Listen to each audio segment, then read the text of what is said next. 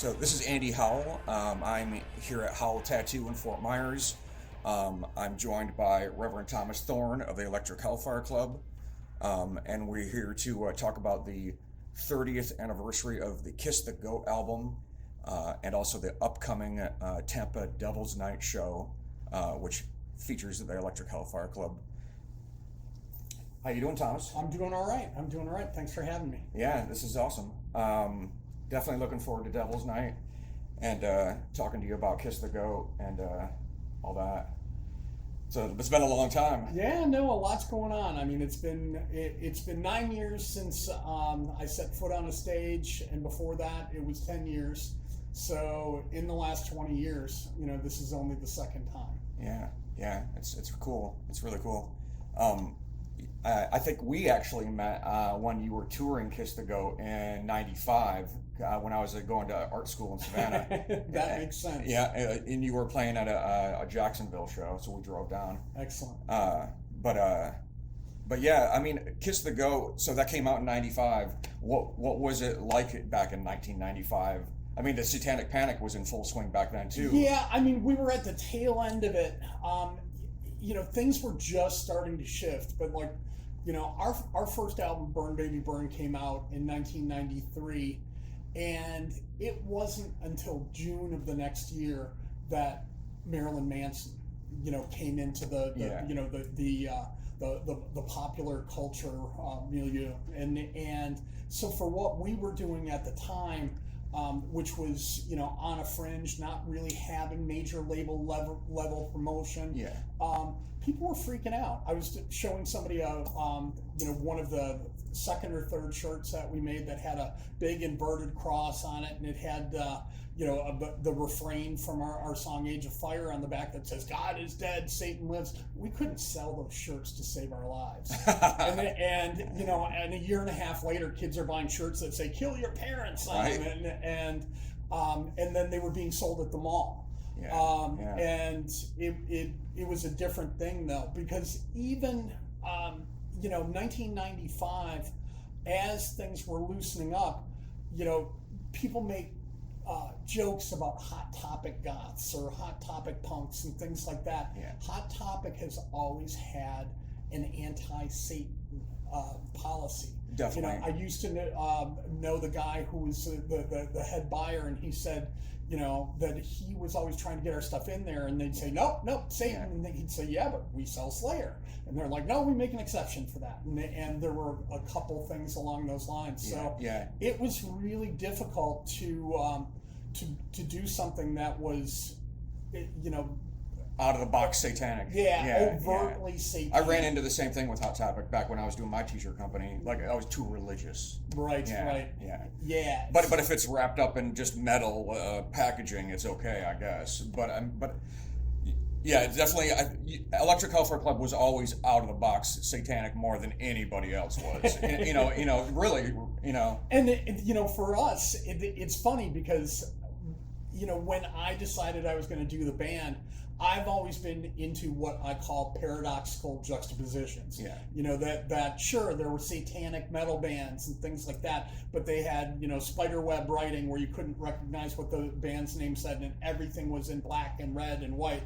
And I was like, no, man, we're going to use day glow colors, and we're going to sort of juxtapose this whole psychedelic Satanism and day glow neon colors. And I think that's what I love so much about what you're doing too. It was like the first album was bright orange, the second album was all like purple and green, right? And then it was like pink and green. It was a really cool juxtaposition between like the hippie stuff and obviously the hippie stuff and the Satanism kind of came up at the same time, right? So right. It makes sense, Yeah, no, and well, when you published the Psychedelic Blasphemy, the second Devil's Rain book, the Devil's Rain, the catalog for that exhibit, and I wrote something for it, and Peter Gilmore wrote something. You wrote the foreword, and just really talking about the fact that this is a moment when all these things are going on, and people are like, oh, it's Woodstock, it's, the hippies are doing this, and then it's like Charles Manson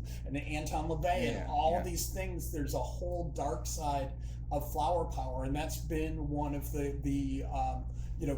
threads that runs through everything that we do. Yeah, I mean, it was such an interesting time and really crazy time, and in like the whole like Stones Altamont stuff, Sure. like it's like a mythology of like the Absolutely. the last half of the 20th century. Yep. No, there's no question, and my approach to making art, making music, has used that whole idea of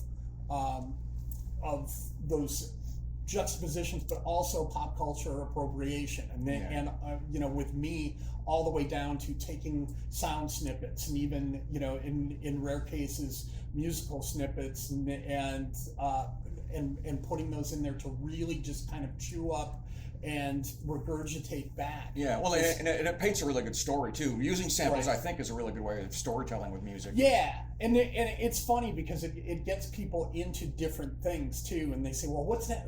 What's that one sample from? Yeah. And if they find out what it's from, then they go and watch that movie, or there's references to literature and all those sorts of things. I mean, when I did the liner notes for Burn Baby Burn, when they put that out on vinyl, there were reading recommendations at the end of every song. Yeah, it's great, and it ties it all into the bigger culture. It makes it, I don't know, it makes it more interesting. Yeah, but Kiss the Goat definitely is in itself an homage. That there's question as to whether or not Anton LaVey recorded the very first Satanic Mass, because the record Witchcraft Destroys Minds and Reaps Souls by the band Coven came out before LaVey's record, and the entire B-side of that record is this really intense, dramatized Black Mass, and that's where Kiss the Goat comes from. Right.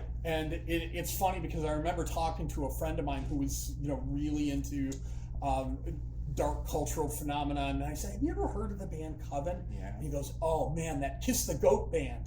My brother had that record, scared the crap out of me, and that alone is testimony enough for me to say, yeah, I'm using this. That's going to be the name of the album, and that's going to be the centerpiece sample. Yeah, I mean, it's weird because I think like so much of that Satanism, black magic, and the Coven and LaVey, I don't think they really had their radar on each other at all. No. But it was just like it was timely. It was like what was happening, Right. And it's cool. I mean, and then the whole Black Sabbath Coven, thing. Sure. Was there a connection there, or was it just that they all had the same ideas at the same time? Right. It's hard to say. Well, and for me, I mean, I remember being an 11-year-old kid walking to the newsstand to buy comic books, but the newsstand also had paperback books, and like just over from where the comic books were all these the Dayglow occult books, and that's the first time that I saw the Satanic Bible. Right. Was in a rack with a bunch of other books, and I was like, ooh, that's scary.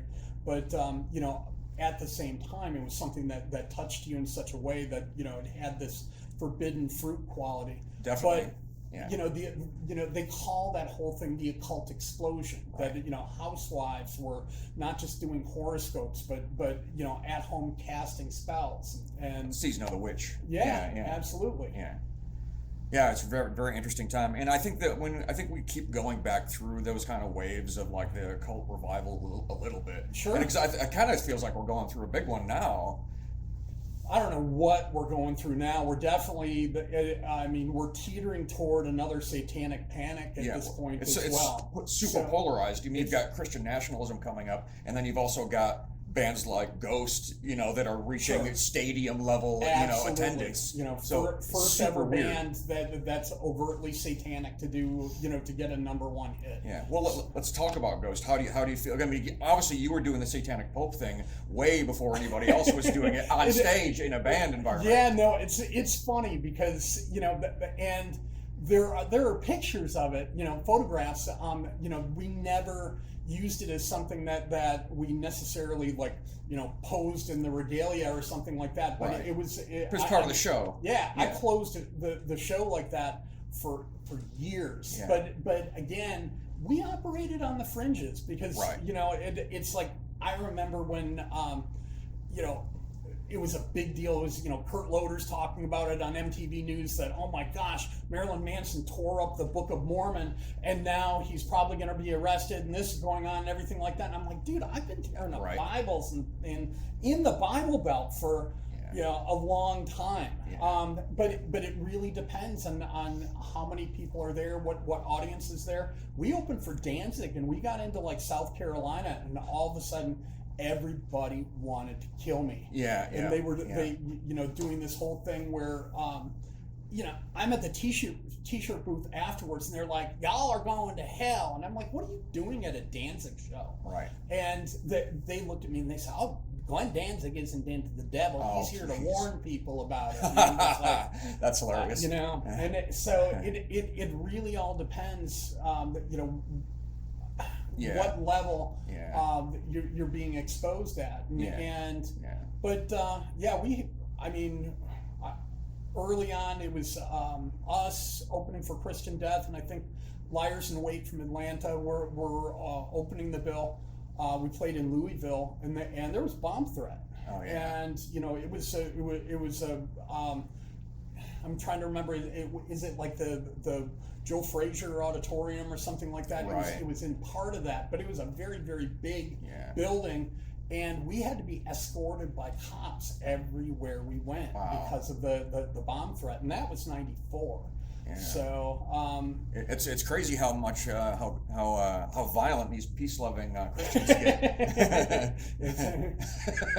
Preaching love with words of hate. So but I mean it's funny because you look at that stuff and say, and you kept doing it, and it's like, we kept doing it, and it's funny because the bands, you talk about the way that the different records look, but even on any given record, stylistically, there's a broad variation. There's usually some sort of pop song on there. Right. There's something that's heavier. There's something that's a little more experimental. It does pretty much everything. But for us, we've had at probably about 3 different moments in the band's career, people accuse us of selling out. Right. To which I can only say, where's all my money? Right, totally. Exactly. And I think about it in the fact that when we were first starting, and I was literally like sending out demo tapes with a press kit stapled together to different labels, and Reckless Records and Metal Blade both told us that they were very interested if we could lose the Satan thing. And I was like, y'all kind of missed the point of this whole thing. Weird. But if I was going to sell out, that was the moment to do it.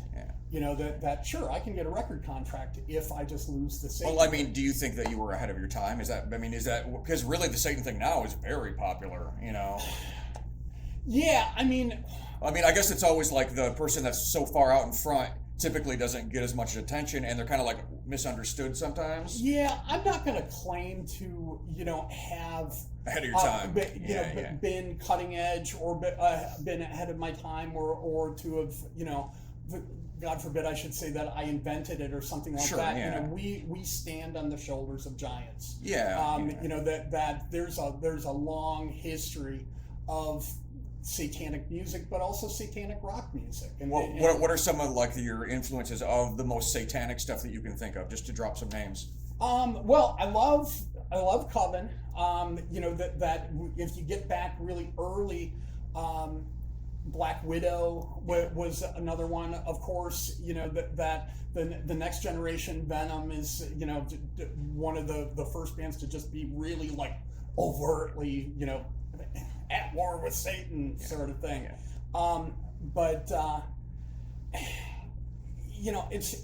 It's hard to say because people have touched it and dabbled with it and then run away from it. And so, like King Diamond kind of like associated with Levade and then kind of backed away.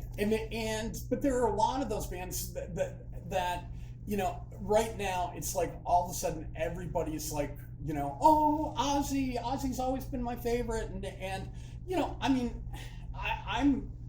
I understand the importance of Black Sabbath and kind of like the progenitors of what we call heavy metal, but at the same time, it was never my stuff. And I like some of the Black Sabbath songs, but the Ozzy stuff, particularly, by the time that he's like doing the Osbournes TV show and everything like that, and I know that he was kind of like somebody's generation's Mr. Rogers or whatever. Totally, yeah. I mean, he became a mainstream version of metal. But for me,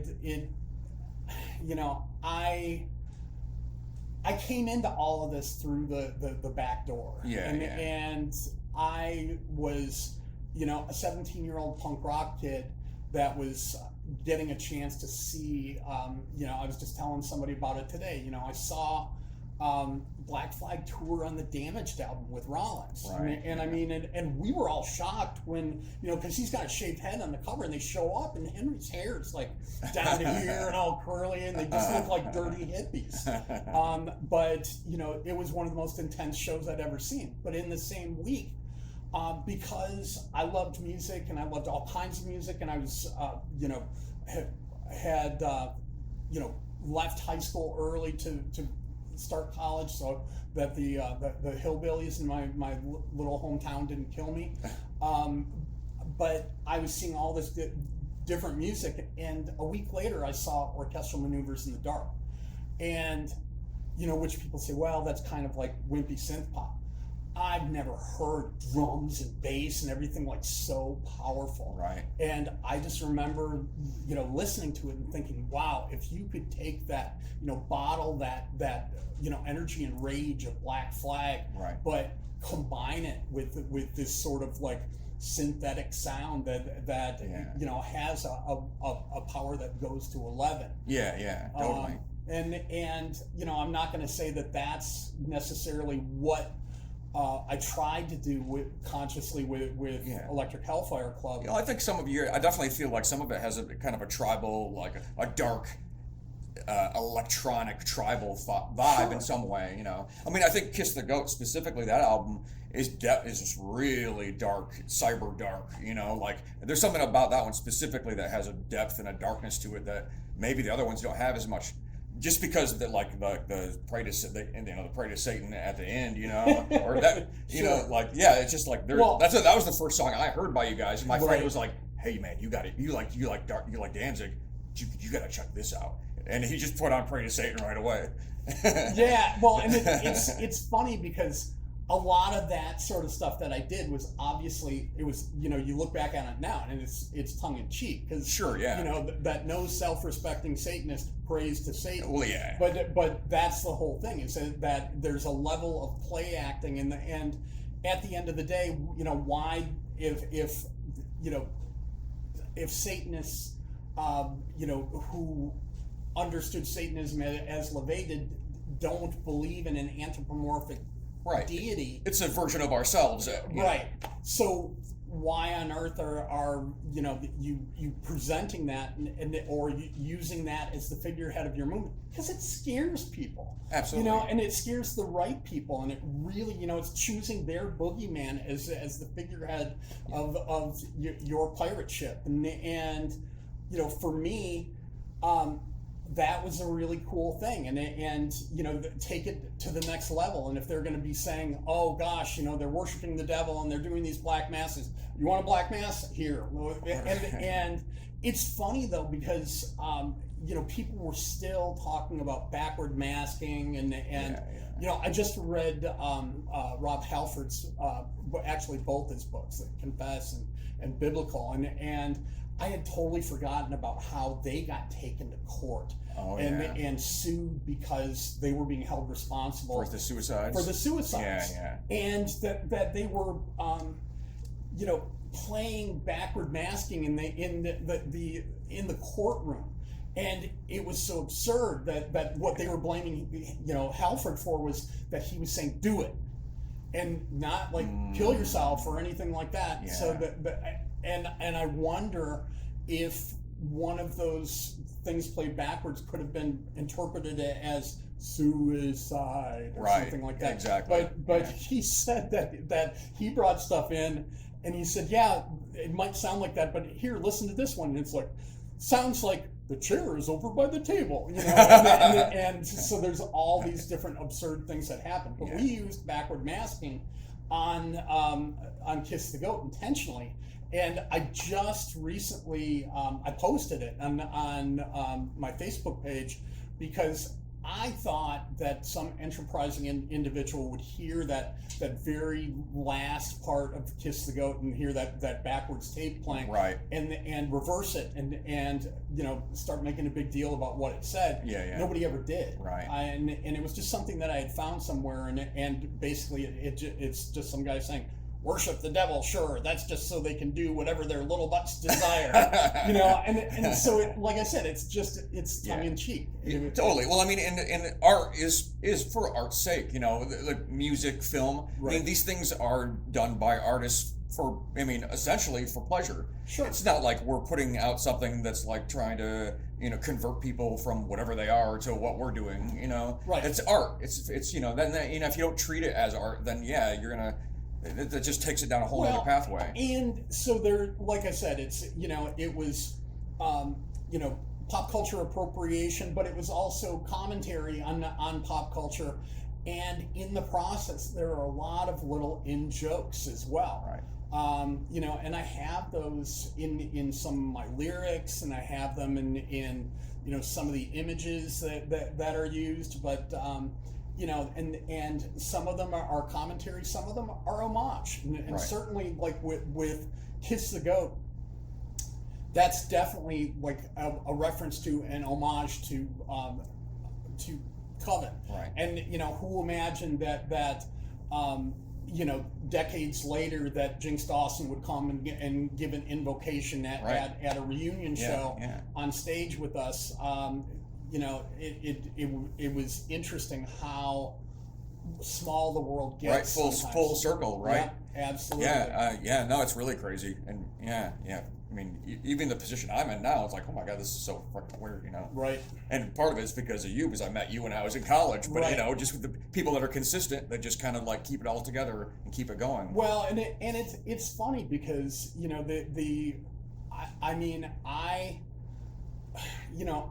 when I walked away from my musical career for 18 different reasons. Sure.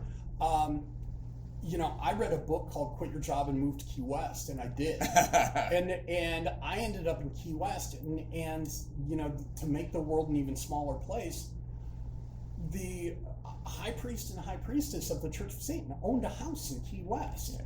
And and we had been friends forever. Right. Peter Gilmore actually writes about coming to see us at the Limelight in the foreword to Satanic Scriptures, so I'm there and like having dinner with them and doing those sorts of things, and then when they ultimately they sell the house in Key West, and where do they go to? They go to Fort Myers. Yeah, they got a second home. And the funny thing is, we were up here to have dinner with them, and I was like, my friend has got this tattoo studio, but they also do art exhibits, and they've got this retrospective of Frank Frazetta.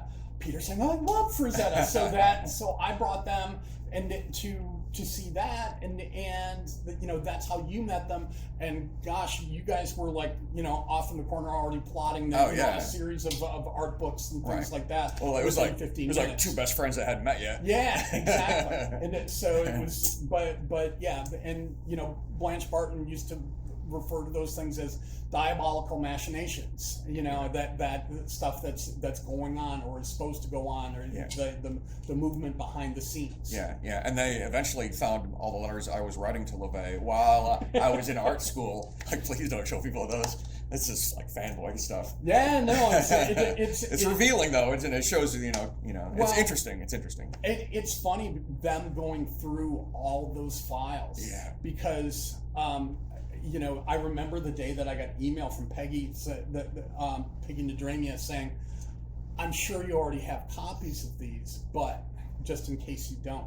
And there were pictures of me and Dr. LeVay. Oh, yeah. And, and I vaguely remembered Blanche taking photos, but we'll send you some copies. But he died not that long after that. And, they had other things that they were thinking about, but there were those pictures in the files. And again, decades later, there they are, finding their way to me. And I cried. I'm sure. It was just one of those things where, really special, very important moment for me, and to have, a few snapshots commemorating that moment. Yeah. I mean, you got really lucky. I remember being in art school and being like, God damn it, I'm never going to be able to meet LeVay now. Oh, yeah. Because I was just getting out of college then. But yeah. Kiss the Goat. What is the historical significance of the term Kiss the Goat? Because I don't think a lot of people know. So, a lot of younger people probably don't even know what Kiss the Goat means. Well, it's funny because you can, the Latin terminology, and I'll probably butcher it, but like osculum infame, the kiss of shame, and again, this is the transposition of Christian ideals on top of, what do these people do if they they're Satanists or they're pagans or bad people, and they're obviously out there worshiping the devil, but it's not just worshiping. They're doing the worst thing you can possibly imagine. They're leaning over and they're pressing their lips against his butt, and it's funny because propaganda just recycles as well. After World War II, when they were trying to denazify Germany, the precursor of the CIA, the OSS, wrote a book called the Mind of Adolf Hitler, and they were like, so he's a coprophiliac, likes to eat poop, likes to poop on other women and things like that, and that's why his niece killed herself and things like that, because they're trying to take all these ideas that, of course they have something to do with the butt or poop or something like that Christians are horrified by, and turn that into something that, see, they're horrible, look what they do. And the best thing that you can possibly do is take something like that and you want me to stop? Yeah, hold on a second. Yeah. We're closed.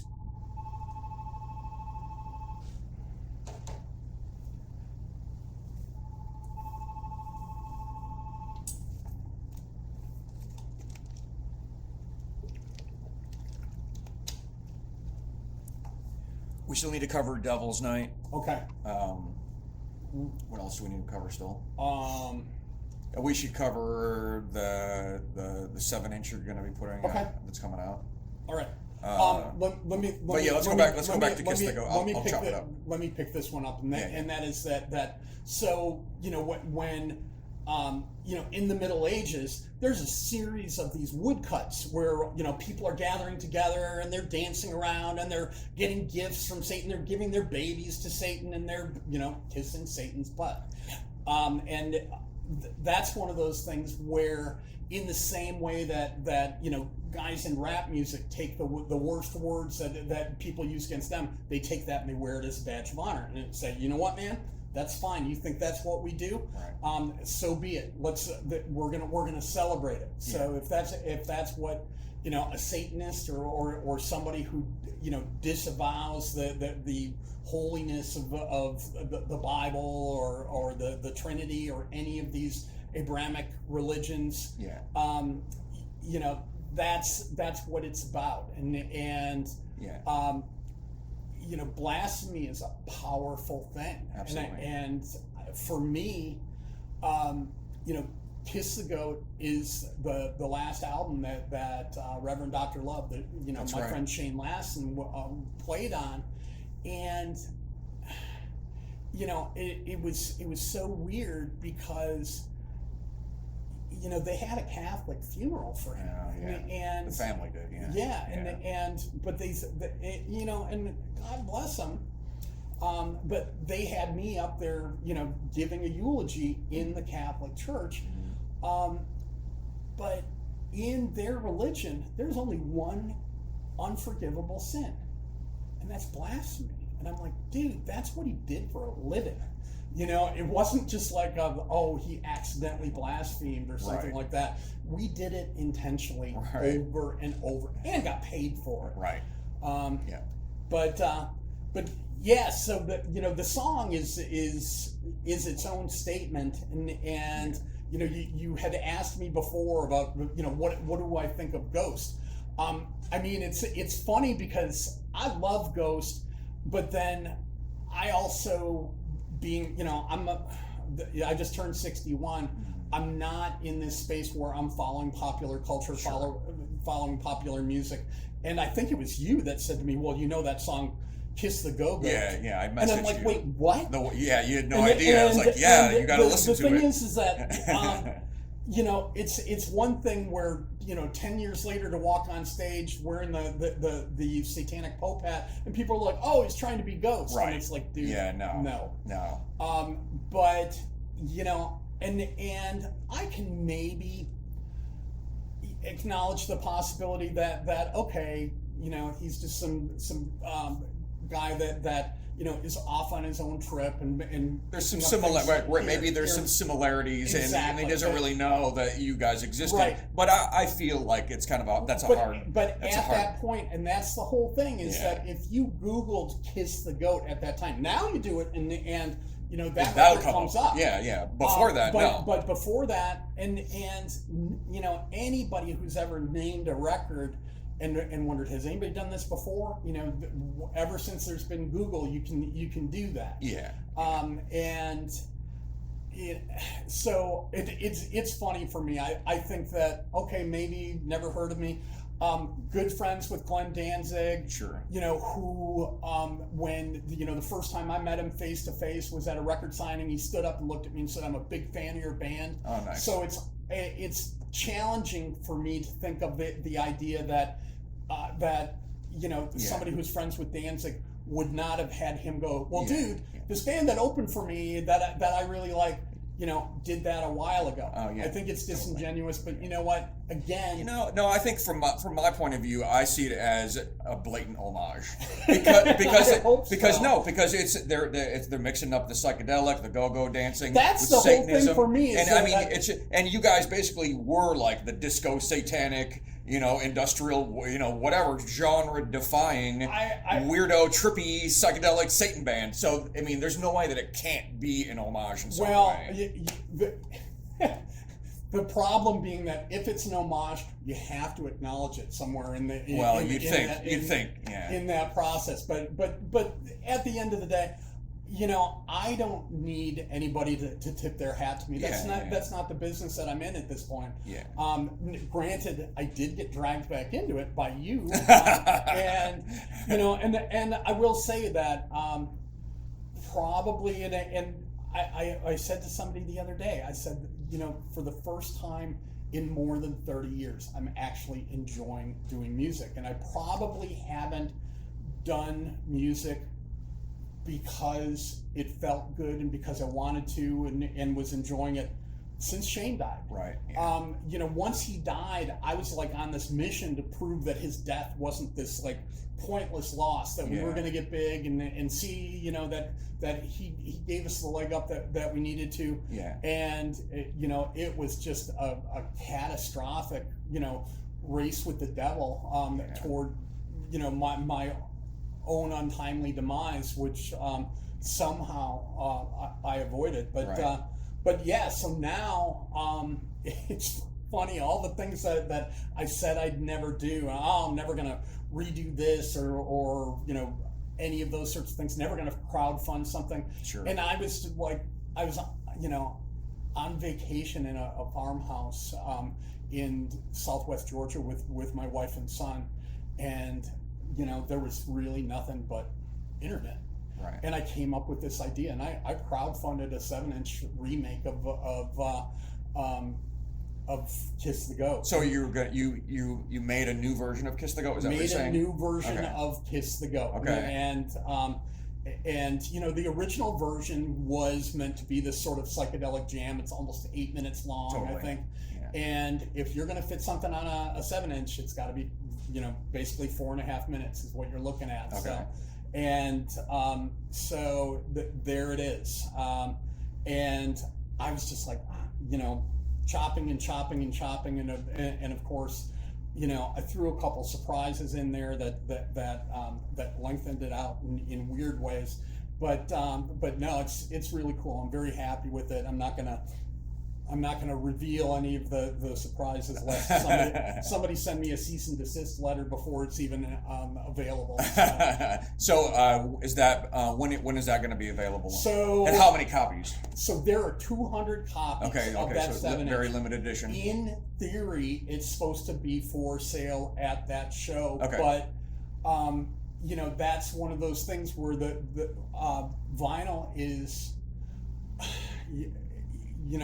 Not to sound like a conspiracy theorist, but it's at the mercy of the Chinese. I got It's one of those things where it's like, dude, I thought you told me it was only going to be 6 weeks. Right. And it's like, well, we have no control over it.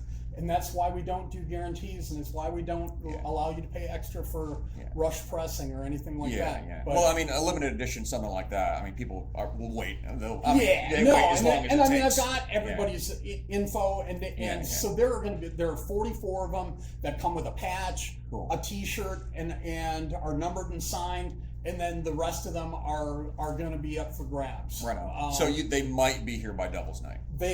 I'm hoping that they will be. I'm thinking positively. Okay. I'm manifesting. In accordance with my will, as Mr. Crowley said. We'll see what happens with it. And of course the B-side is the song "Beheaded" by your band, Burned at the Stake. Well, I appreciate that. Yeah, So, it's very exciting. And this is the first vinyl. Well, first vinyl for the band. Not the first vinyl I've been on, because I did the Black Sunday spoken word thing on Friends of Hell. But for the band, it's huge. So no, that's great.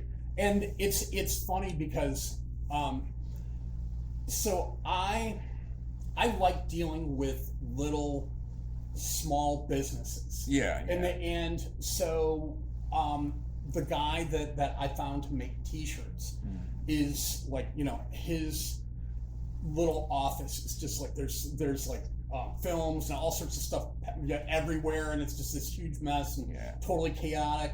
But he and I are talking, and he's telling me about how I kind of got into screen printing because I started a record label when I was in high school. And I'm like, really? Oh, yeah. And he's like, yeah, believe it or not, Naples used to have a fairly thriving punk scene. And I'm just like, wait, what? Right. And so I'm talking to this guy, and I tell him about the 7-inch, but that I don't know what's happening. He goes, here. And he gives me the contact information for this buddy of his who used to live in the same town that we do, and because I was saying how that during COVID, the supply line for all the plastic pellets where you pressed vinyl. Oh yeah. You couldn't get them, so all the little mom and pop pressing plants closed. So now there's even the smaller places apparently are sending stuff overseas. Oh, wow. I had to leave a corner open in the artwork in case it needed to be stickered for coming in from a foreign country because of the tariffs and stuff like that. Man. It's insane. But this guy says no. This guy is he's set up and he's showing me pictures, and he's pressing this purple vinyl, and I'm going, holy crap, man. But somewhere in Weaverville, North Carolina. Okay. So I didn't. I was doing a million other things today, but probably in the next day or two, I'm gonna talk to him. And you know what? I may get 50 made. That way. Right. And those might be where the 44 come from. If he's like, oh yeah, I can have it in a month. Right. Then I'm not gambling anymore. Yeah. So well, that's cool. Very cool. Well, let's talk about Tampa Devil's Night. Okay. So that's coming up pretty quickly. You've got a whole group of guys that you're playing with now. Been rehearsing since February. Yeah, and I know that's been a roller coaster working with a whole group of guys that you've never met before too. Yeah, no, it has been, and but there are things about it. I mean, I initially had these you know, these fantasies that oh well, we'll do this and we'll run no sequence whatsoever, Right. and we'll get, you know, two different bass players and they'll interact with each other, like it'll sound like a Tool record except it's only, you know, except it's Electric Hellfire Club. Right. Not to happen. And Yeah. you know, and eventually where I find myself is you know, I either need to like resurrect my outboard gear, or I need to invest in some, and so I've been doing programming.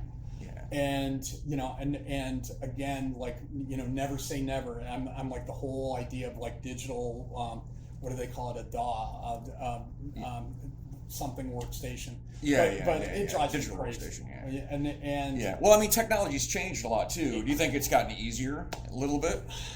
Yes and no. Okay. I mean, it's funny because, you know, I'm the guy that's sitting there going, you can do what now? Right. You know, and that literally there are innovations in musical technology that are dumbfounding to me. Right. You know, they're that I imagine what life would have been like, but also remember that, like, when we were touring, you know, there weren't cell phones. Right. You know, cell phones were something that drug dealers or like rich guys with fancy sports cars had in the console between their two front seats. Totally. And we were literally like, we were stopping to advance shows or even get directions at payphones at gas stations all across the country. And it's funny because, you know, I'm like, it's a good thing that you know, I memorized that AT&T card number, because then when I went to jail, you know, it was right there. Right. Yeah. Now nobody knows any phone numbers anymore. That's true. No, well, it's funny because I know my wife's number because that is the number on our Publix loyalty card. And for those out there that don't know what Publix is, it's the Florida grocery store chain. Yeah. That's hilarious. Let's go back to Tampa Devil's Night. So it's the night before Halloween, right, in Tampa at the Orpheum. It's inside. There is a 500-person capacity inside. It's probably going to get pretty close to that as far as body to body. My band opens. Your band, and Burned at the Stake, and then Pontifex from Orlando. Symphonic black metal with they won the female front person. Yeah, female fronted, and they won the Walkin' Battle of the Bands for Florida, which is pretty impressive. Good friends of mine, awesome. And then you guys. So you want to tell anybody about what you're planning for your headlining position in that show? You know, it's going to be Hellfire. I'm not going to tell you what songs are. Okay. You know, everything will be represented. Okay. And of course, there's going to be somebody that but you should have played. And sure. it's just like, even when we picked out the song list for the best of. Yeah. You know, well, you didn't have enough songs off the last two records. Yeah.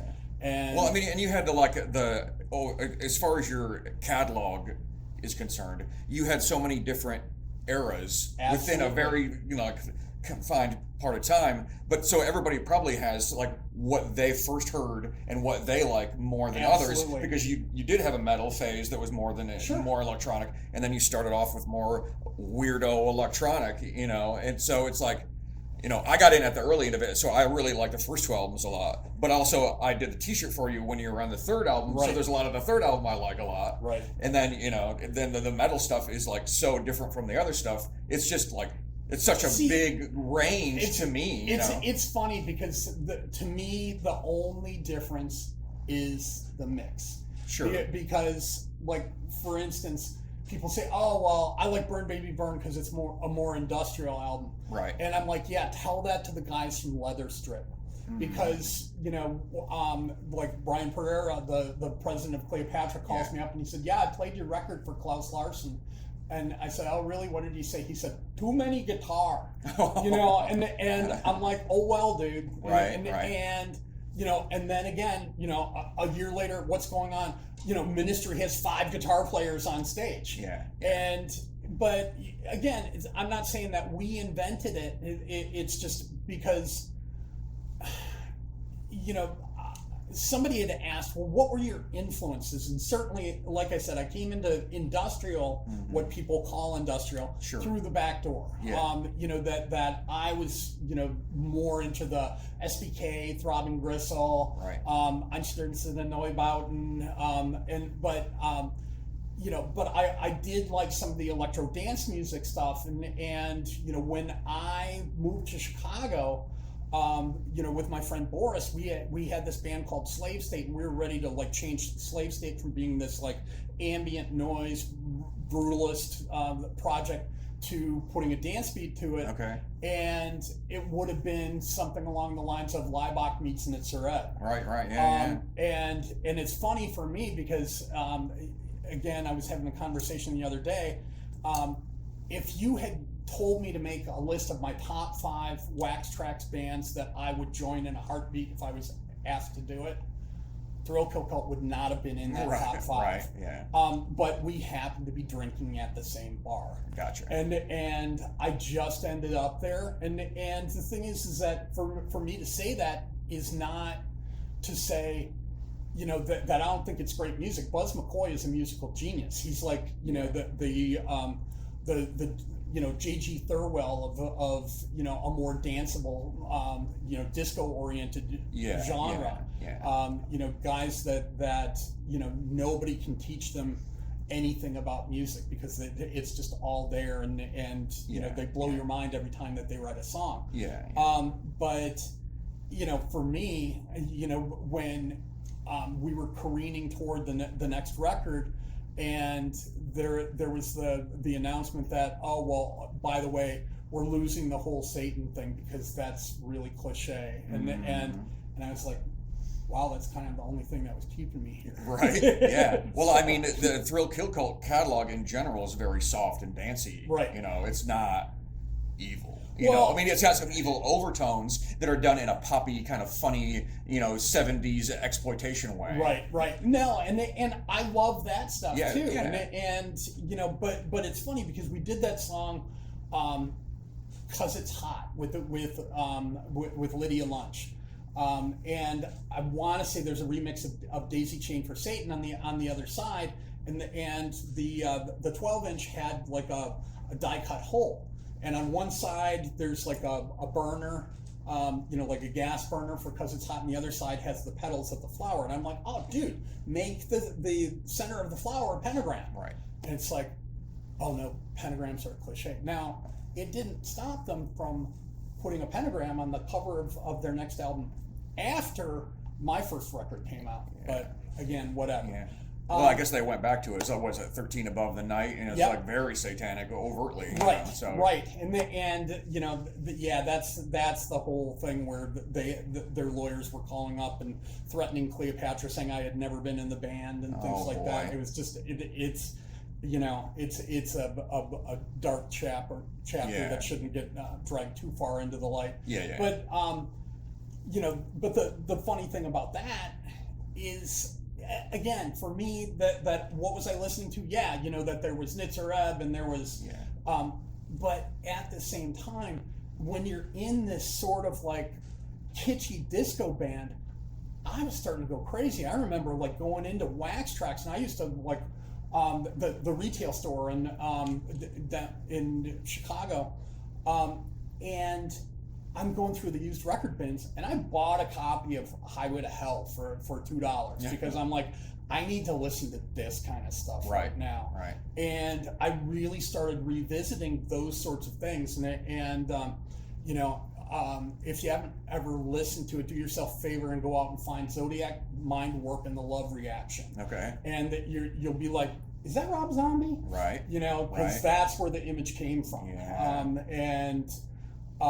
But yeah, there was sort of this, you know, pop, psychedelia, hard rock, glam rock, you know, just genre jumping stuff. And so I certainly, not only didn't I invent it, I jumped on the bandwagon with that stuff. But you know, with all my personal baggage and doing it that way. And I don't think that you can necessarily listen to Electric Hellfire Club and say, "Oh, they're ripping off so and so." No, no. It's I mean, it definitely it's influenced, but it's your own version of these influences, which is really what an artist does.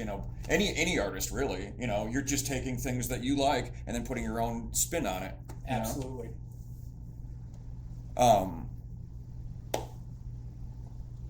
Back to Tampa Devil's Night. Yes. So you guys, how many songs are you gonna play? I think it's 13. 13 songs. Yeah. Okay. Cool. I mean, it's almost always 13 songs. Right on. So you've got 2 bass players, you've got 2 guitar players, a drummer, and a keyboard player. That's and correct. Then you're on vocals. I'm on vocals. Is that more people than you've ever had on stage together? Because it sounds almost like a funk band. No. No. Because we've had, instead of 2 bass players, we had 2 guitar players. Okay. At one point. Okay. Our late friend Dominic had joined briefly as second guitar when we were playing. When we were moving in that heavier direction. Okay. But it's definitely a large group of people for sure. Yeah. And I've heard you guys, and it sounds like. Really, I think it's going to be really interesting to hear it all come together, and with the electronica element too, which I haven't heard. I've heard the live band part of it, but not with the electronic part of it also, which I think is really what. Yeah, that's going to be what. Yeah. And me and Professor Kane is our keyboard player, but he's also the engineer. The engineer, studio genius, all that stuff, and as I joke about it. I'm like, I'm a 61-year-old man that is making music with a 26-year-old who's been programming electronics since he was 13. Right. So his stuff and everything that he does. I guess that's the place where I'm like, you can do what? Yeah. That it's recording is just a completely different thing now. Yeah, exactly. But I insist on the organic element of it. Yes, I know that you can cut and paste, cut and paste, and I'm just like, nope, not doing that. So but I'm having a good time with it, and I think that people will enjoy it. That there will be, that some of those songs are going to have, a different flavor to them, a different style. Because of the process that you're doing right now, so there's a slightly different spin on it. Yeah, and also that when we started out, and I was really trying to figure out a way to realize these songs without hitting play on a sequence. Yeah. And so they kind of got halfway through there. And so there's an element of that even if there's a sequence running, there's going to be people playing along with it that are doing it in a different way than anybody ever has. Well, I mean, what was your original recording process when you first started? I mean, was it just you and Shane? So, honestly, the recording process. The composition process was primarily it was me. Okay. The band started in Kenosha, Wisconsin, in the basement of Grand Central Music and Fashion, a record store, downtown Kenosha. And I spent 4 months in that basement writing music, and that's where all that stuff came from. And it's funny because people talk about oh my God, that second album is so dark. But when we handed in the master for Burn Baby Burn, the president of the label goes, "Where's Incubus?" And I said, "I saved it for the next record." And there are easily 4 songs on Kiss the Goat that existed, and anybody who's gone through the whole thing of finding the band's old demo tapes and things like that knows. Yeah, I got you. I mean, but even that in our quote unquote metal phase, the song that's called Paradise Reclaimed, which is all a repeated harmonic riff on I mean, it doesn't get much more heavy metal than that. Right. That was on Witness a Millennium, but that was from our original demo. Interesting. Because Ronnie Vallejo, the band's first guitarist, who also passed away recently, he was a metal guitarist, and he was one of those guys that was in the vein of Yngwie Malmsteen, and that his favorite band was Queensryche, and how does that translate into what we did? And that's the whole thing for me, for people to say, oh, those first records aren't metal, and I'm like, you're crazy. Right. The guitars are generally mixed lower than they were later, but the thing is, they're written as metal songs. And I want to say that I said that I was just reading Rob Halford's books, and he's talking about the album Painkiller is kind of like a rebirth moment. And I hadn't really listened to Judas Priest in a million years. And that album came out, and I was listening to it, and I built a map of how to, that you have this many bars of intro and this many bars of this, and then there's a bridge, then there's a chorus, and then there's a guitar solo and everything like that. And I think it was the song Nightcrawler off Painkiller. Okay. And I took that map and I used that for Incubus. Oh, okay. So the thing is that I used the blueprint for a metal song. Right. To create that song. Right. But and some people say, well, it's a very gothic sounding song, and it's like whatever. It's the mix, so there's more keyboard, right? I mean, there's more of a dance element to it, which is interesting. Like the new metal realm, like the Rob Zombie stuff, went that way entirely. When he went solo, he took a page out of your book essentially. Right. Because it became just a studio band, with it had more of that danciness to it. Right. Yeah, and it's funny because the tour that we were on with Danzig was his foray into that area, and and people love to diss Danzig. The fifth album, the Acid Devil album, Black Acid Devil. Yeah. I mean, it was such a departure from the Rick Rubin stuff that I think people were put off by it. I mean, I listened to it quite a bit. I think that's completely valid, but at the same time, I think it's a great record. Yeah. And I think that it was ahead of its time, and it's like Danzig's selling out. No, he's just not doing the same thing over and over and over again. Yeah, well, he's an artist. He's an artist. Yeah, absolutely. And the whole thing is that the people that heard that and said, "Oh, this is such a departure," didn't hear Black Aria, right? Which was that was great too. Yeah, and it was huge, and it was all electronic instrumental music, and just the kind of stuff that some of these symphonic black metal bands wish that they were doing. Exactly.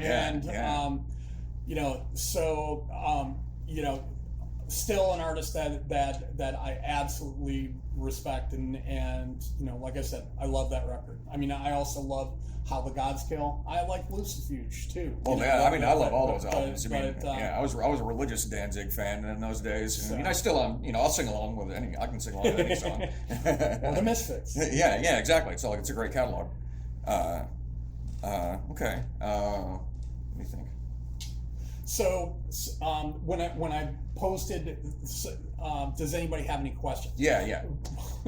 One guy says, can you explain the whole thing about Evil Genius and maybe Circuit Breaker? And I'm like, look, those two songs are related, but the second one would take half the interview and it's going to derail everything. So I'll talk about a song off Kiss the Goat. Okay. And we're talking a little bit about my creative process, and people that I know still accuse me of letting the tail wag the dog, and by that what I mean is that I'll find a sample, and that one was out of one of those Swords and Sandals movies called Quo Vadis, and it was Nero, and he's killing his wife or concubine or whatever it was, and he's strangling her and going, "You are my evil genius." And I'm just the dialogue didn't even make sense. Right. I was just like, oh man, that's a song right right there. Right, and great it was sample. funny because, you know, I mentioned Ronnie Vallejo. He was absolutely obsessed with the movie Basic Instinct at one point, and he was just kept bugging me to do there's a exclamation where somebody's saying, "She's brilliant, she's evil," and I didn't use it until that song, at which point he was out of the band. But you know, so what's this song about? And you know, everything that I write has levels of you know, autobiographical experience and those sorts of things, and there's some more than others. But you know, that one, some of the strangest parts of it, I think that there was a story, I think it was out of Clive Barker's Books of Blood, where there were these like spider women that were, you know, doing things and you know, almost like succubus type creatures and so there's elements of that in there, but yeah, I mean, it was and I'm pretty sure that the opening piano riff was something that Shane wrote. Okay. But it was just like one of those things where he's like, well, he'd hand me that and say, "Can you make a song out of this?" And I'm like, "Of course I can." and you know, it loops around and it becomes something, and you know, then it changes key and whatever. But yeah, so I've always been the writing guy, and probably when Ronnie Vallejo was in the band, he had a little bit more input as far as suggesting possibilities with guitar stylings and those sorts of things. But for the most part, you know, and this is a bad comparison, but it's like if you ever like watch Michael Jackson in the studio, where he's like basically mimicking the sound of something, do something that goes like, you know, and you know, and I remember our song DWSOB, and I'm like trying to explain how the guitar part should go, and you know, but it's like those beeping sounds, like you know, like in the beginning of like Looks at Kill by Motley Crue. Forced harmonics, yeah, that sounds right. Do that, make those things, and then you know, and like this, yes, that's it right there. Or Book of Lies, where you know, Chuck Lanahan from Crumbsuckers was supposed to come in and lay some flash down after the album was recorded. Already had his plane ticket, and then our recording got delayed because Shane got killed. So he's there, but there's nothing for him to play on. And I'm just like, look, maybe you can play on a couple of these songs. And so Book of Lies, and he's like, so what do you have here? And I played what I had, and it's just the bass line. And he goes, "Thomas, that's just bass." It just goes bum bum bum bum bum bum bum bum bum bum bum bum bum. I said, yeah, but like, imagine like Angus Young. And he looks at me and goes, "That's Malcolm." Which is like the perfect response, but then he like did exactly that, and I'm like, yeah, that. So it's, you know, and I can play guitar, but it's just easier for me to make the noises. No. So. That's when I'm talking to James in my band. That's what I'm like. Can't you do something like do that slide thing, or do something like that's like, you know? It's like it just makes more sense from an artistic point of view. You know, I thought Ronnie Vallejo was you know, king of the whammy bar bomb. Yeah. And you know, and James Scott played on the new version of Kiss the Goat. Oh, right. There's a whammy bar bomb that sounds like a plane crashing on there. It's just like every time I listen to it, I'm like, oh yes. So it's you know, and for me to get that excited about a song again is really a cool thing. So so for all those people that have kept saying, dude, you need to make another, I'm making another record. You know that. Well, that's exciting. Yeah. No. At this point now, you feel like you're in a new era of your life. I think I am, and you know the whole thing is that I mean I you know, I don't want to be at the mercy of a label, and Sure. you know what, and again, you know, we've had a interesting, you know, long partnership with Cleopatra, but initially there was supposed to be vinyl of the Kiss the Goat album that came out for the 30th anniversary, and was going to be sold at this show, and then it was suddenly announced to me that they decided that they didn't want to make a double vinyl record like that, like they had to for Burn Baby Burn. Gotcha. And one of the things that happened when we shifted from, you know, vinyl to CDs is you had a lot more room. Right. And so when we looked at it, and they were like, well, can't you just shave some of the songs out? Shaving the songs out would have been 1/3 of that album. Oh, wow. To put it onto one disc. And I'm like, that's not, you can't put that on vinyl and call it Kiss the Goat. Right. And so that out of that frustration, disappointment, and you know, I am Thomas Thorn, so there's a level of spite involved with this too. To say, well, you know what, Taylor Swift owned the rights to her songs, and she just re-recorded them. I own the rights to you know, whatever you record on not your own. all my songs. Because there reached a point where if we wanted enough money to make a record, we had to split the publishing rights. Gotcha. And actually with the ones that cost the most money, like Witness Millennium, we had to give them all away. Or, you know, DWSOB. It's funny because that song will always haunt me because you know, that you know, I have a photocopy of that check for $5,000 from Ted Turner. I remember you saying that. That's awesome. And but you know, and in order for us to be allowed to be on London Records for that soundtrack, I had to give all the publishing rights to Cleopatra. And you know, and you know, our lawyer was saying, do you really want to do that? And I said, I can always write another song. Probably one of the best songs I've ever written. You know, I really like the way that it came out, and it's just, you know, it will always be there. And the funny thing being that because it's in this limbo thing, that it's a deleted CD that people, you know, sell on eBay for $80 and stuff like that. But at the same time, even though they own all the publishing rights for it, Cleopatra didn't want to, you know, license it to put on our best of album.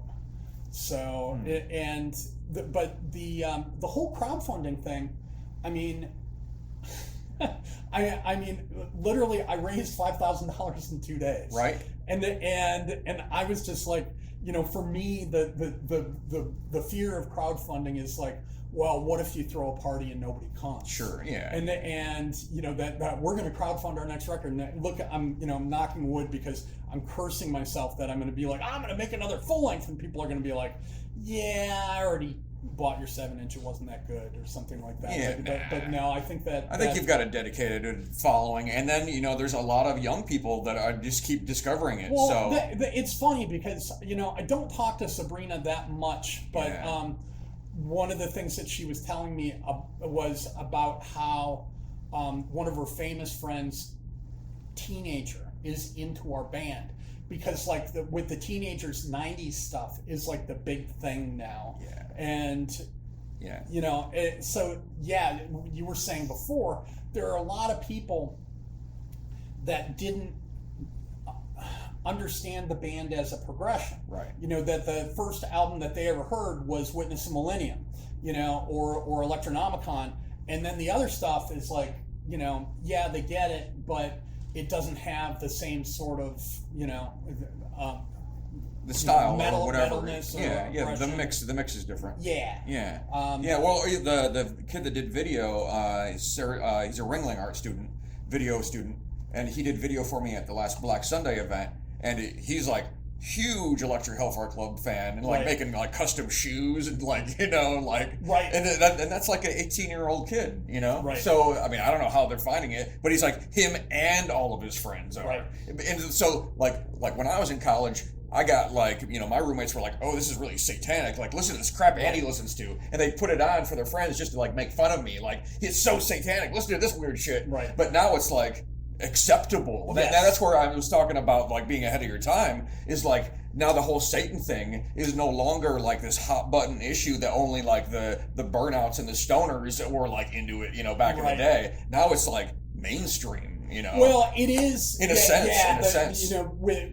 Ghost has dragged it kicking and screaming into the mainstream. Yeah. But we'll see what happens, because somebody looked at me and said, well, this is about the stupidest time that you could have chosen to have like revived your blaspheming against the existing order band, and I'm just like, yeah, whatever, man. I don't know. I feel like it works. There's something about it that's like kind of necessary in a sense. Well, and that's the whole thing, is that I'm one of those guys that I'll be like watching the news or things like that, and in my post musical career, some people know that I've done a lot of work with museums. Mm-hmm, yeah. And I'm listening to the radio today, and they're talking about going in and making the Smithsonian change all their exhibits, to coincide with a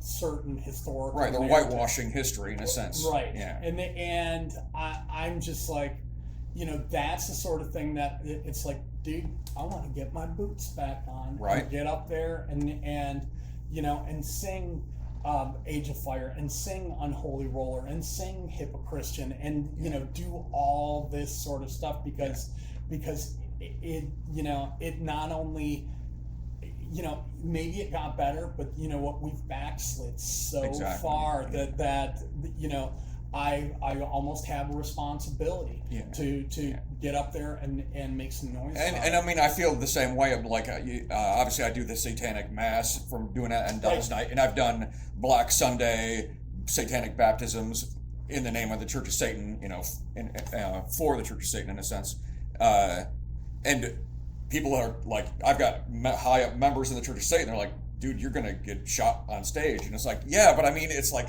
it's kind of necessary, and I feel like it's like, with the fact that Ghost is doing this shit on stage, it's kind of like why shouldn't I be a satanic priest on stage and show people like a different version of religion in a sense, and like just be ballsy and also make it theatrical and just do it because it's fun. And you know what? Maybe I will get shot on stage. I don't think I will. I think I'll be okay. I mean, he'll miss you and hit me. Yeah. We've all had death threats. But I mean, it's like, I don't know. It's just, for me, it feels timely. I mean, I'm not a Satanic Temple person, but obviously, in a sense, they have made Satanism a hot topic-y in a way, for better or worse. And I'm very, against what they've done. But it's definitely like there are a lot of different things that have kind of changed the landscape as far as what is considered cool in a counterculture realm. Well, and that's the whole thing, is that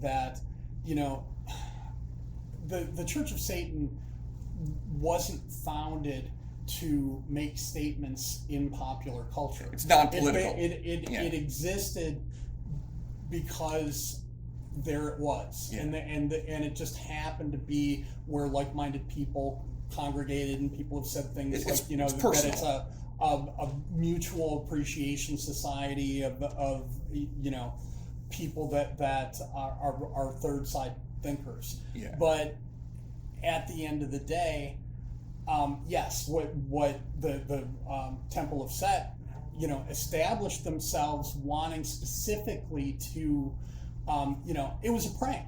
They started Satanic Temple. Yeah. Temple of Set was sorry. Aquino. We don't want to talk about him. No. So what I was trying to say was, so the Satanic Temple started as a prank. Well, it was literally a pop culture phenomenon. It was a stunt. It was a propaganda prank. And wasn't he a disgruntled member at one point, I believe? Also, one of the Satanic Temple people was actually a former Church of Satan member, from what I know. And then he was like disgruntled, and then took it in a different direction and used it for like this thing.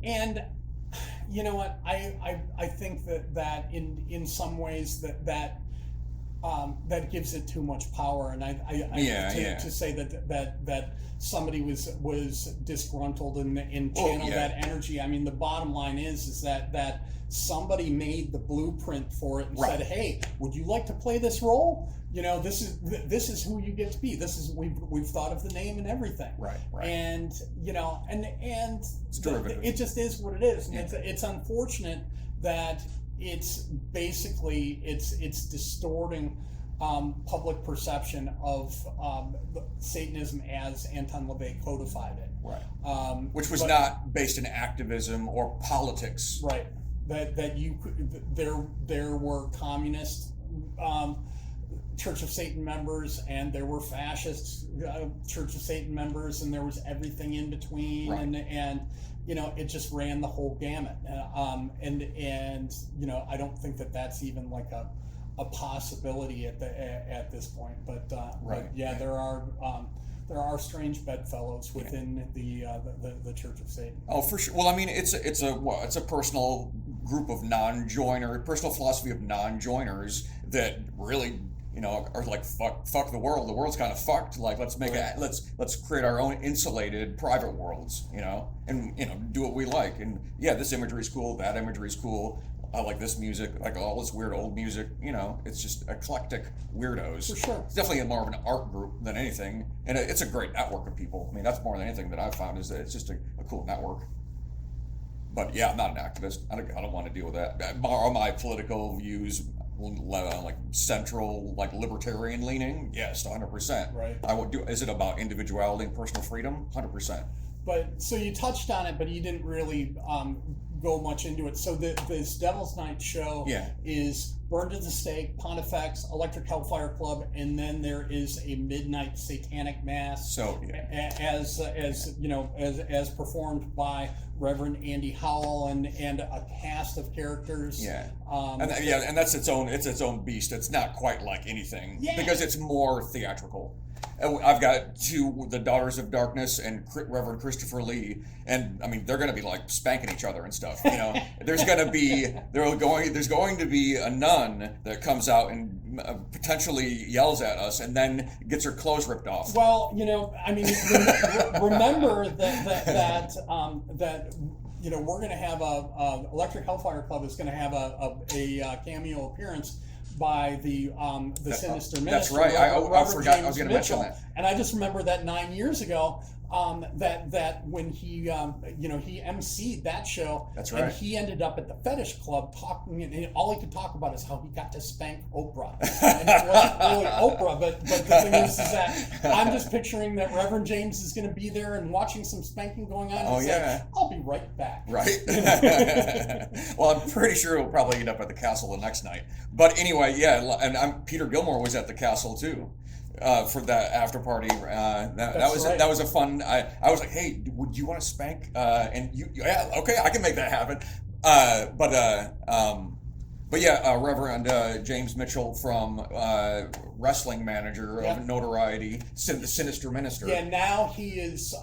You know, he's been with WWE, ECW, and now he is with NWA, not the rap group, but the wrestling organization that is owned by Billy Corgan. Oh, is that right? That's the connection now? Yeah. So now Sinister Minister works for Billy Corgan. He does. That's bizarre. He does. And the funny thing is that you know, I was never a Smashing Pumpkins fan, and you know, well, they lived in the next town down. They're Chicago. They're a Chicago band. They were in Zion. Oh, okay. Which is just over the Wisconsin border, and so we, you know, interacted with them in different ways. And I mean, the funny thing being that you know, they opened for Thrill Kill Cult on New Year's Eve. Oh, really? Yeah. And what year was that?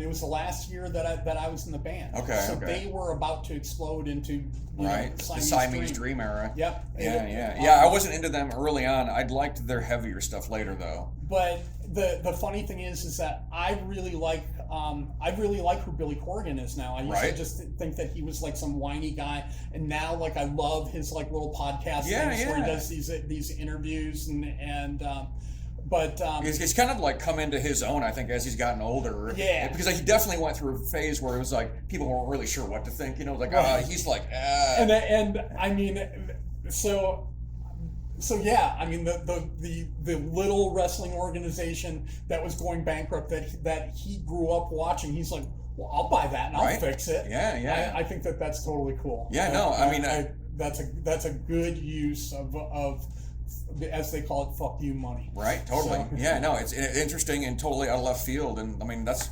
people love that stuff, you know. Like, I mean, just the fact that you're in your second phase of your career now and coming back at it. I mean, in a sense, it's a similar kind of thing, you know. It's like kind of being rebirth or whatever you want to however you want to talk it, you know. Yeah, no, it's interesting, but it's cool. But yeah, I mean, I'm doing more stuff than I've done in the last 20 years. I mean, I'm just going crazy with designing record covers and patches and t-shirts and everything too. T-shirts, all that sort of stuff. And having fun with it. Yeah. I mean, you're in a totally different part of your life too. Where you've got a son that's coming of age, and you don't need to be. You're not like you're not the son of an infant anymore. It's funny because like he just turned 13 yesterday, and and Professor Kane went to dinner with us. Oh yeah. And I wanted to look at him and say,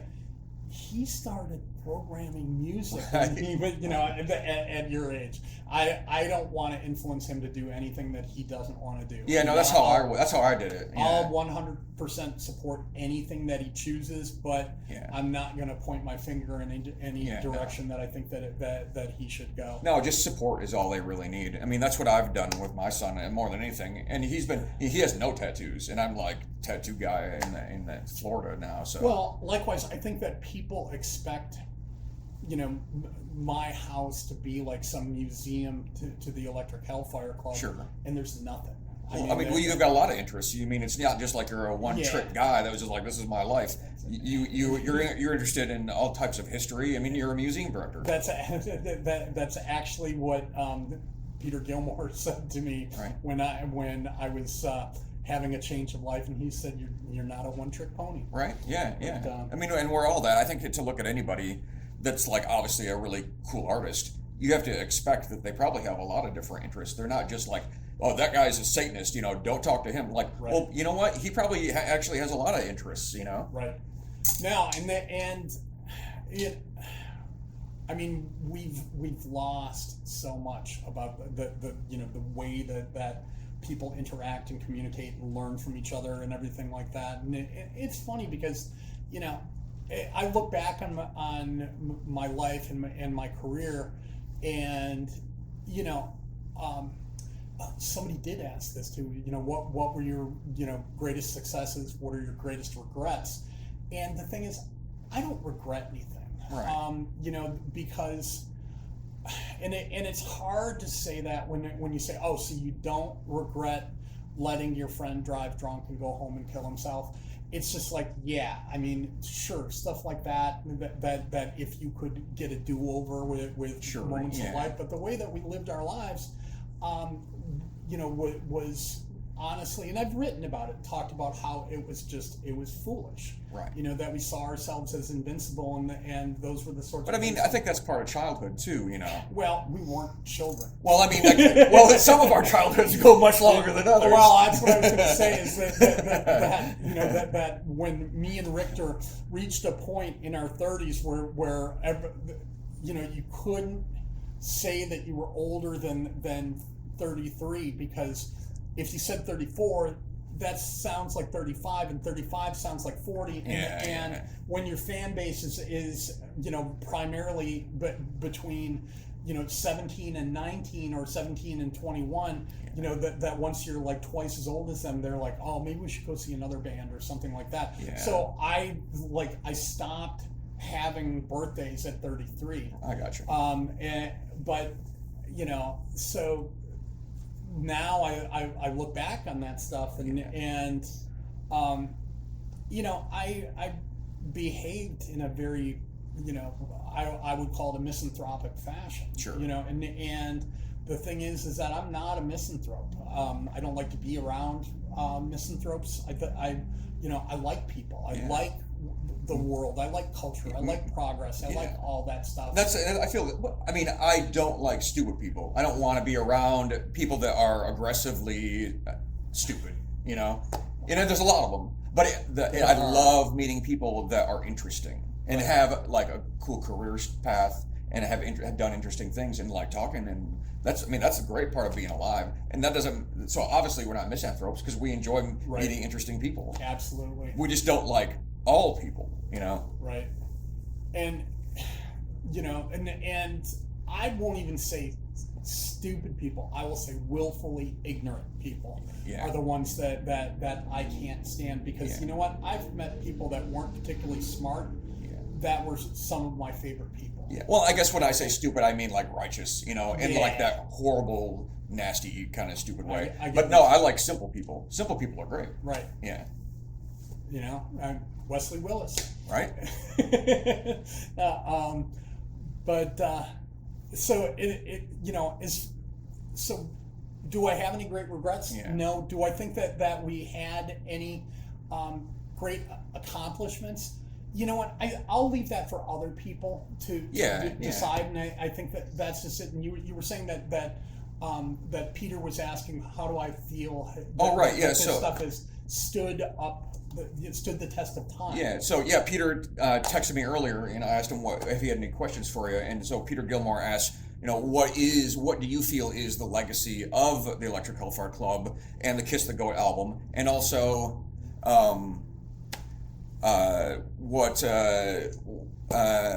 why and what way do you think that the Electric Hellfire Club what Satanists specifically are kind of like really attracted by it, and like and how they feel like kind of like almost like it's like an anthemic kind of Satanist band. Well, and that's, you know, the legacy, definitely the anthems in a live setting, you know, are, you know, resound within people's hearts and minds if they have that opportunity. But I've met so many people that say, oh, I always use this song for in the ritual chamber or things like that. There are a lot of people that you know, that discovered the band well after you know, we ceased to be active, that you know, it's been an important part of their spiritual path.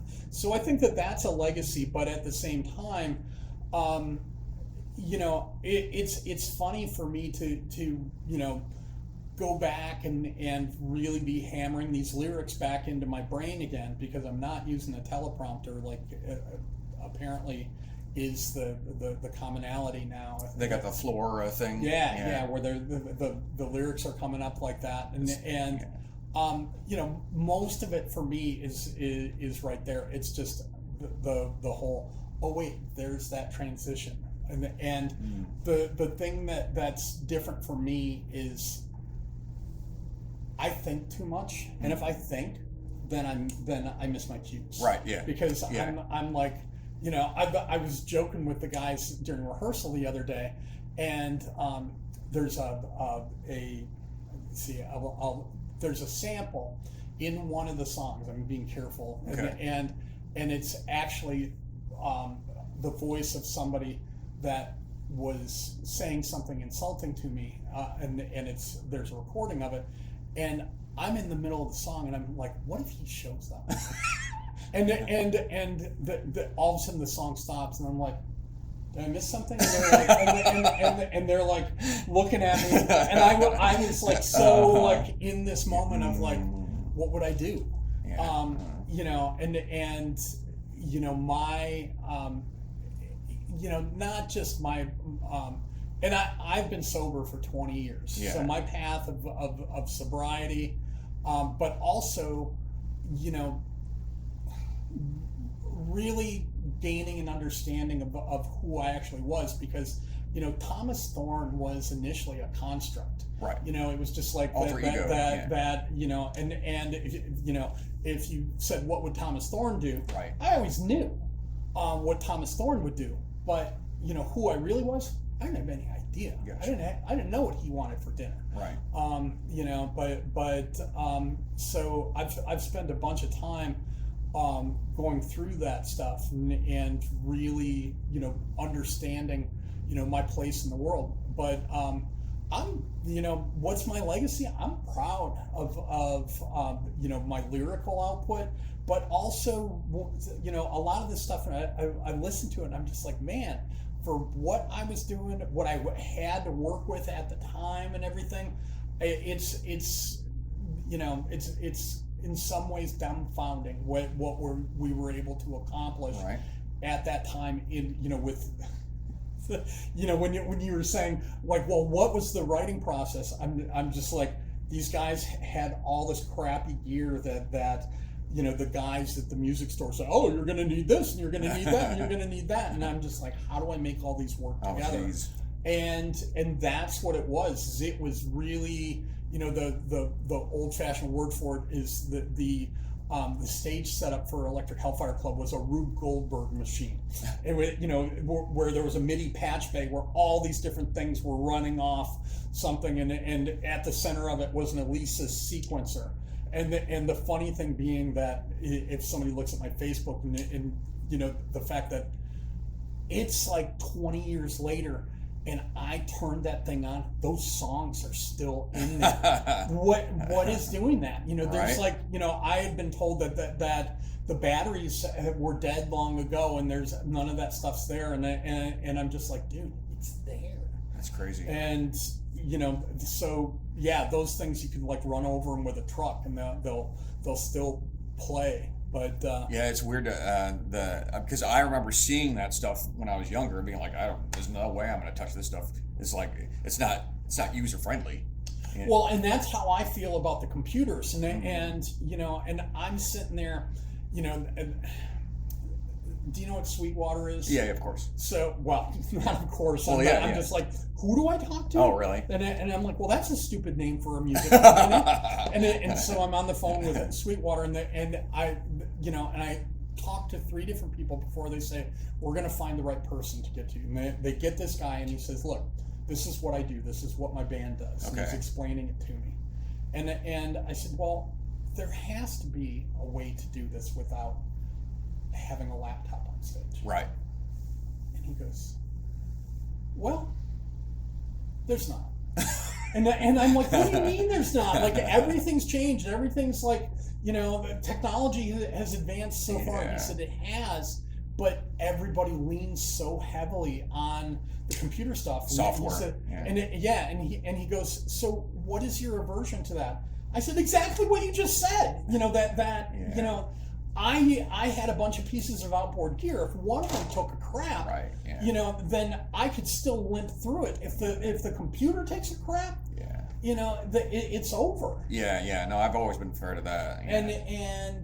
So I don't know. I mean So there are a lot of technological innovations that are amazing and cool, but there's also stuff that it's still a computer. There's still some part. Yeah. There's an element. Yeah. Yeah. And that bugs me. Yeah. So it's funny because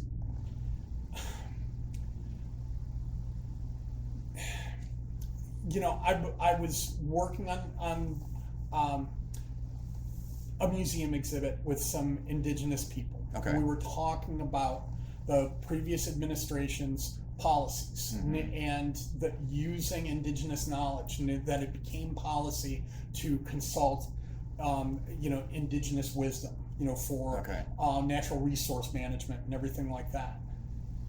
It's gone. Oh, yeah. And it's like you go into the National Archives, literally this is like where stuff is stored, and it says 404 not found. Oh my God. And I looked at my wife and I said, this is why we have 4,000 books in our house. Right.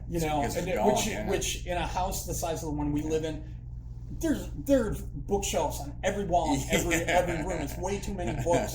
But the thing is that because I live in fear of an age where everybody realizes, well, dude, I've got the whole thing on Kindle, and it's just like It's gone. not anymore. Yeah, it's wiped. Gone. Yeah. And and that's terrifying. Yeah. So it's Yeah.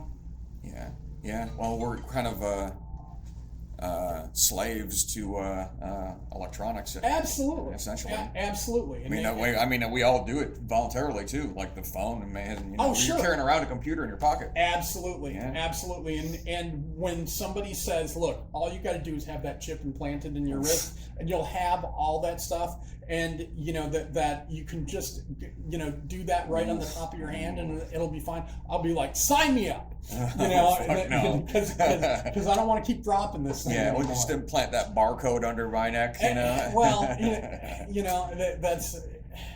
I mean, I've already received the mark of the beast, so it doesn't matter.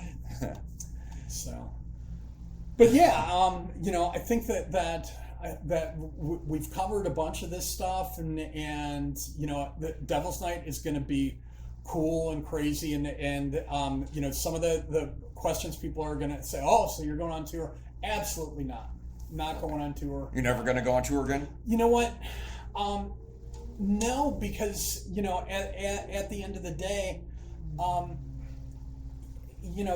we said I've got a 13-year-old kid.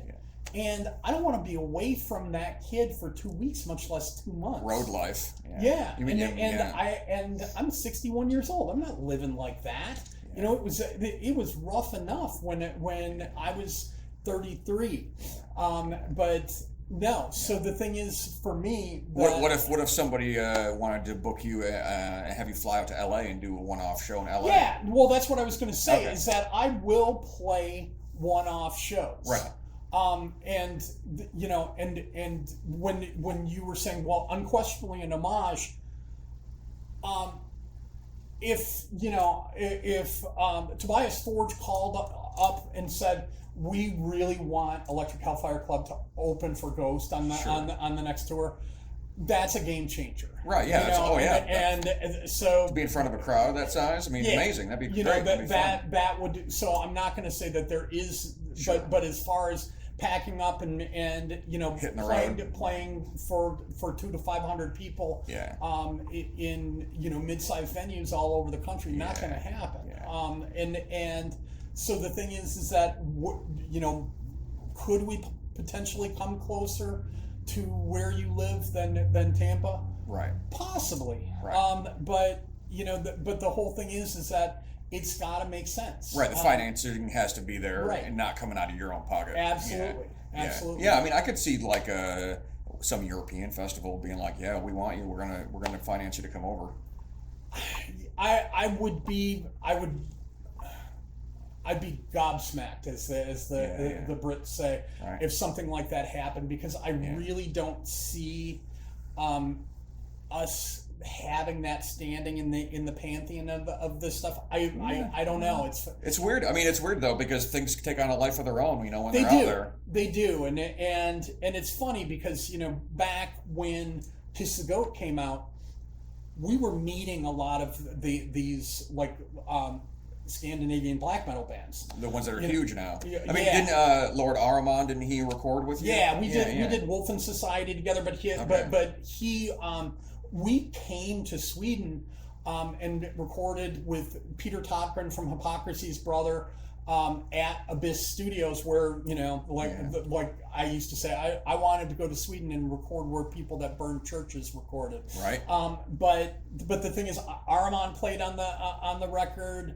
There were a couple other guest appearances, but we'd be like at a show in Milwaukee, and I remember seeing the guys from Enslaved, and they were like, "Oh, Electric Hellfire Club, we love your band," and because the other thing is that all these guys, while they may like play music that goes, they also listen to techno, right? And so for what we were doing, that was like halfway between. And it works. So in a weird way. Yeah. So our legacy, I would say that there wouldn't be a Ghost without there having been an Electric Hellfire Club. Not that we paved the road, but the thing is that there was stuff that we had to do in order for the people that came later, the Marilyn Mansons and the other people that it paved the way. And well, I mean, your approach was so different, right? And I think that's really what has stood the test of time too, is that it was so uniquely weird. Yes. And it was putting together all these different elements that no one had put together in a way that it wasn't like black metal. It wasn't like interface evil. It was like very weird. Here's the callback, as comedians say. It was the paradoxical juxtaposition that it's a satanic band, but it's like pop rock. Yeah. And so that's when I say that there wouldn't be a Ghost. The idea that there's like this, straight up satanic band that's filling stadiums, but is not playing Cookie Monster music. Right, it's almost soft rock. Yeah, and that he's got this kind of like Neil Diamond trill. Right. And I love it. Yeah. But I also love Neil Diamond. Yeah. So, me too. I mean, I love everything to a degree, and the juxtapositioning of just weird things together. It works. Yep, absolutely. Yeah, I mean, I think that's part of the reason I've always loved you guys. It's just odd and interesting, which is really what good art is it has good contrasting elements. Yep. And I think that's why a lot of just like cookie cutter metal and shit just bores the crap out of me. It's because they're not doing anything that's different. They're not changing it up. They're not changing the discussion. They're not adding anything. But also at the same time, it's very easy for people to like those bands because that sounds like Immortal, that sounds like Rob Zombie, whatever. And then the bands that are doing some things that are very unique, that are trailblazing, those are the ones. And that's where I think sometimes I can think about you guys as being ahead of your time, is because you were so unique and you were so specifically different. It's harder for people to jump on board because they don't know what to compare it to. Right. Yeah, well, and that was the whole thing, is that when people call us an industrial band, I'm like, you know what? I wish that you were there back then to call us an industrial band to all those people that would be like, they're not industrial, that just absolutely wanted us to have nothing to do with their, little back then there were gatekeepers. Well, you guys were playing with and touring with what, Typo Negative? Yeah. Like, what, name some of the guys you were touring with?